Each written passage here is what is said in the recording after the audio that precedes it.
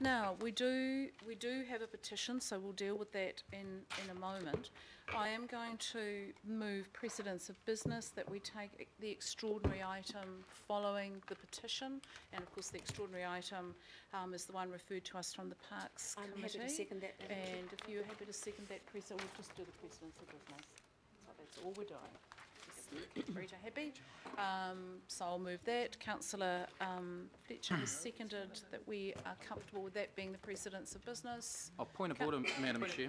Councillor Burr. Thank you, Madam Chair. Just wanting some clarification on Standing Order 3.7.5, and which stipulates that an extraordinary item may be held if the reason from the Chair is given why the discussion of the item cannot be delayed until a subsequent meeting.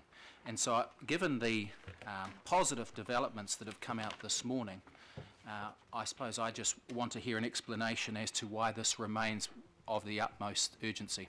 It's a good point, thank you, Councillor. I neglected to, I was so keen that we deal with the precedence of business, I neglected for us to actually vote on the item of extraordinary business. So why don't we just park the precedence issue for a moment? Why don't we receive the petition, and then we will have the discussion about the acceptance or not of the extraordinary item. Thank you for clarifying that, and we'll ask Councillor Fletcher to speak to it, as she was the one who recommended that it come to this committee as extraordinary business. So it just gives you a second to think about that, Councillor, but not now, because I'm going to invite the, I think now is it, who's presenting the petition? April Ann, I think, is here. Are you presenting the petition? Winnie and Winnie? Oh, lovely. Okay, so warm welcome. If you'd like to just present us with the petition, given that we're going to be having a long time to discuss this, if it goes through as urgent business. Winnie, would you just like to read out the wording of the petition for us?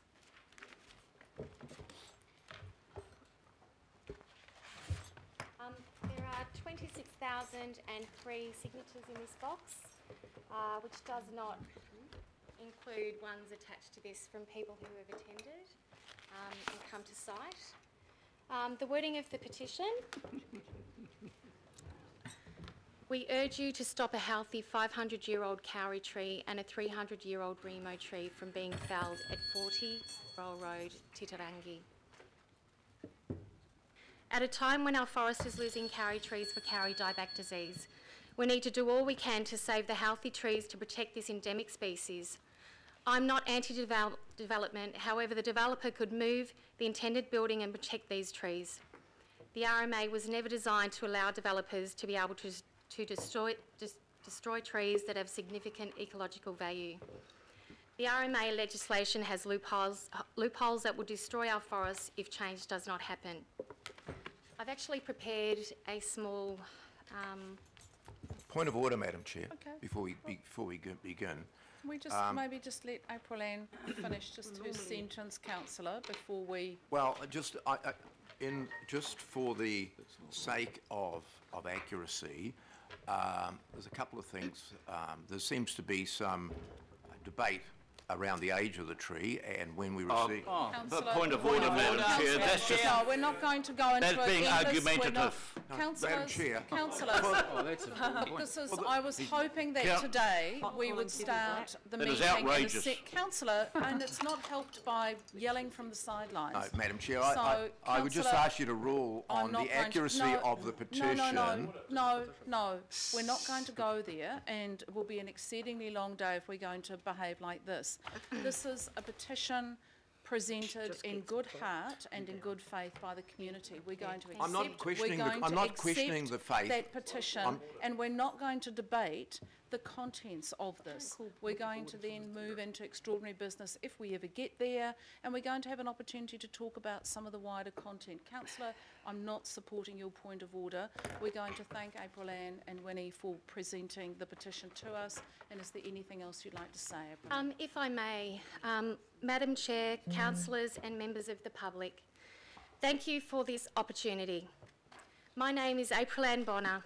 I came to this wonderful suburb, Titirangi, fringe of heaven just over a year ago and became instantly in awe of the majestic beauty and spirituality of this very special place.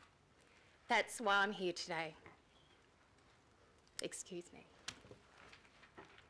We are heartened by the goodwill expressed by the developer this morning. We want to work with all stakeholders to protect the kauri and the rimu trees at number 40 and 42 Pataroa Road. But good intentions are not good enough to protect these trees and stop similar situations in the future. We ask the following. Please be our advocate to Parliament to review the RMA. We would like a signed document from the developer to confirm that he will surrender the existing consent. A more robust consultation on the new consent and all future consents with iwi and local board. Biosecurity measures are more strictly enforced. Peer reviews and other such matters when dealing with the process are dealt with more stringently. My opinion is that the internal processes are flawed and a new methodology is adopted to ensure that this does not happen again. If you can indulge us one more minute, I'd like Winnie to have an opportunity to speak on behalf of her family. Thank you. It's fine, you have about 3 minutes left, so that's Thank you. fine. That's fine. Thanks, Winnie. Thank you. I've not done this before, so thank you, Madam Chair. Yes, we've lived at the site for 30 years. We're the neighbours, so we've lived in this beautiful ecosystem and forest for 30 years, and we always believed that you couldn't just come in and cut it down and put a house. You had to have, you sort of had to have dialogue about where it went. And we feel that we've been let down by the laws that surround the protection of these trees, and we feel that we had to stand up and speak for the trees. We feel that the letter today from John Lenihan is a great start, but it's confusing, and April Ann has spoken to that. We feel that it should have been notified and that we were locked out of a process where we should have been able to have submissions. And I'll just quickly say, Michael Savage, our barrister, points out in Gordon Griffin's report where he said, the proposal would involve considerable visual impact and modification of the highest quality vegetation associated with the site and road berm. I agree that there would be adverse effects that are more than minor on the existing natural environment and on visual amenity. They affect the wider landscape and populace and not merely the neighbouring sites. And with that in the report, it was non-notified. I also like to say that the messages that we were getting is that we were getting constant letters in our letterbox about kauri dieback, and then we were getting letters like that from the council saying the resource consent is going to be non-notified and they can take out the vegetation, is what they call the removal of the kauri tree and the rimu. They called it vegetation. And just briefly, the Waitakere Rangers already have 11% of the ranges have dieback, and at another property which the developer has, his own property, 185 Konini Road, this was the same week. This is what happened the very same week. If we hadn't have stopped the trees on the 40 Pataroa and 42 Pataroa, a total of 2,000 square metres would have been culled in 2 weeks. So basically we believe that with the combination of the dieback, for which there is no cure, only a process, and the developer, the Waitakere Rangers are under severe threat. We also have the consultation with iwi, Edward Ashby. He says, this was dated the Friday, the 5th of December. This was our lovely Christmas present where we were appealing to the iwi. Kia ora, Andrew. I know this is terrible. I have raised it with planning, biodiversity, others in council. I haven't got anywhere. Being ignored. I've tried elevating it higher. No success. We'll keep trying. Not sure what else we can do. Maybe joint letter of opposition. And two last things is the biosecurity. We feel like we're fighting a fire that we're actually fueling, because with the biosecurity, you can't remove anything from a site that has a kauri on it that's been taken down. It must be mulched and retained on the site, and the dieback is spread waterborne. And so we live in a rainforest, and we live on a very steep bank. And with all of that, you can see how that's going to just, healthy and unhealthy, going to spread. And the last thing is we would like from council, we have in now, it's over 40 days, our application for information, which has been refused, and we weren't able to get any more information. That's all. Thank you. Thank you for the opportunity to speak. Very much. I'm very happy to move that the petition be received. Second that. And Councillor Cooper seconded it. Put that. All those in favour, please say aye. Aye. Aye. Against?